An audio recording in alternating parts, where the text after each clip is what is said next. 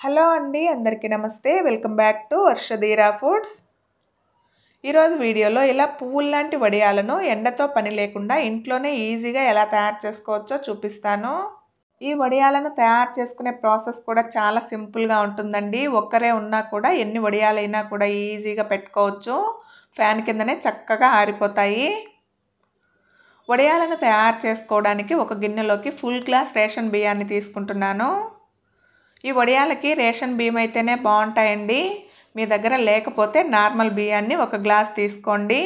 అలాగే ఏ గ్లాస్తో అయితే బియ్యం తీసుకుంటారో అదే గ్లాస్తో హాఫ్ గ్లాస్ సగ్గు బియ్యాన్ని కూడా తీసుకొని ఈ బియ్యంలో ఉండే మురికి మొత్తం పోయేలాగా 3-4 సార్లు బాగా కడిగి తీసుకోండి. ఇలా బియ్యాన్ని బాగా కడిగిన తర్వాత మునిగే వరకు నీళ్లు పోసి మూత పెట్టేసి ఒక 6 గంటలైనా బియ్యాన్ని బాగా నాననివ్వాలి. నేనైతే పడుకునే ముందే బియ్యాన్ని నానబెట్టి పడుకుంటున్నానండి.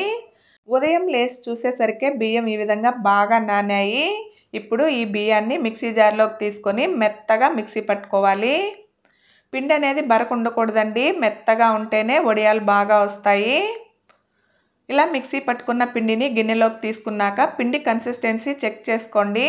పిండి గట్టిగా ఉండకూడదండి, వీడియోలో చూపించిన విధంగా పల్చగా ఉండాలి. అవసరమైతే కొద్దిగా నీళ్ళను కూడా వేసుకొని పిండి ఈ విధంగా పల్చగా ఉండేలాగా చూసుకోండి. ఇలా పిండిని రెడీ చేసుకొని పక్కన పెట్టుకున్నాక స్టవ్ మీద మందంగా ఉన్న ఒక గిన్నెను పెట్టుకోవాలి. ఇప్పుడు ఇందులో 4 గ్లాసుల నీళ్ళను తీసుకుంటున్నానండి. నేను 1 గ్లాస్ బియ్యం తీసుకున్నాను కాబట్టి 4 గ్లాసుల నీళ్ళను తీసుకుంటున్నాను. మీరు ఎన్ని బియ్యం తీసుకుంటారో దాన్ని బట్టి 1 గ్లాసుకి 4 గ్లాసుల నీళ్ళను తీసుకోండి. ఈ నీళ్ళల్లోనే రుచికి సరిపడా ఉప్పును కూడా వేసి నీళ్లను బబుల్స్ వచ్చేలాగా కాగనివ్వండి. చూడండి, ఈ విధంగా నీళ్లు కాగడం స్టార్ట్ అయ్యాక స్టవ్ని సిమ్లో పెట్టుకొని మనం మిక్సీ పట్టి పక్కన పెట్టుకున్న పిండి మొత్తాన్ని కూడా నీళ్ళలో వేసుకొని కలుపుతూ పిండిని ఉడికించుకోవాలి. నీళ్ళలో పిండి వేశాక కంటిన్యూస్గా కలుపుతూ ఉండాలండి. కలపడం ఆపేసామంటే గడ్డలు కట్టేస్తుంది, అలాగే అడుగు కూడా పట్టేస్తుంది. ఇలా ఉడికిస్తున్నప్పుడు స్టవ్ని హై ఫ్లేమ్లో పెట్టి పిండి కొద్దిగా దగ్గరగా వచ్చే వరకు ఉడికించుకోవాలి.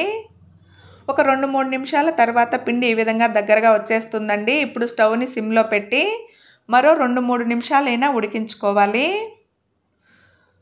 బాగా ఉడికించుకున్నాక చూస్తే చూడండి, పిండి కన్సిస్టెన్సీ ఇలా వస్తుంది. చూస్తుంటేనే అర్థమవుతుంది కదండి, పిండి అనేది చాలా సాఫ్ట్గా దగ్గరగా వచ్చేసింది. ఇప్పుడు స్టవ్ ఆఫ్ చేసేసి ఈ పిండిని చల్లారనివ్వాలి. పిండి చల్లారే లోపల చిన్న మిక్సీ జార్ తీసుకొని అందులో 7-8 పచ్చిమిరపకాయలను తీసుకోవాలి. అలాగే కొద్దిగా కరివేపాకు, 1 టేబుల్ స్పూన్ జీలకర్రను కూడా వేసి కచ్చాపచ్చాగా మిక్సీ పట్టుకున్నాక ఈ పచ్చిమిర్చి పేస్ట్ని పిండిలో వేసుకొని మిక్స్ చేసుకోవాలి.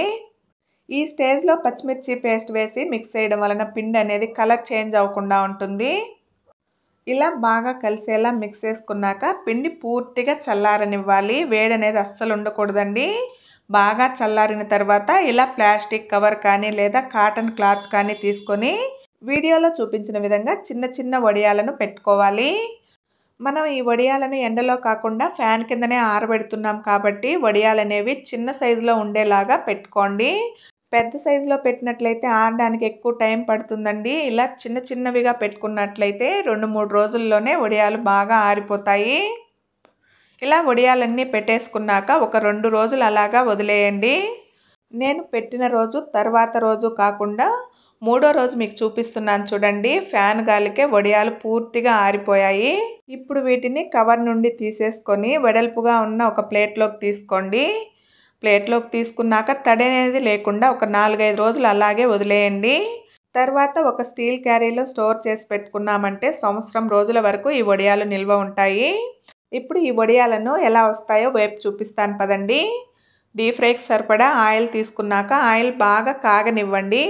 కాగిన తర్వాత వడియాలు వేసుకున్నామంటే ఇలా పొంగుతూ వస్తాయి. చూడండి ఎంత బాగా వచ్చాయో.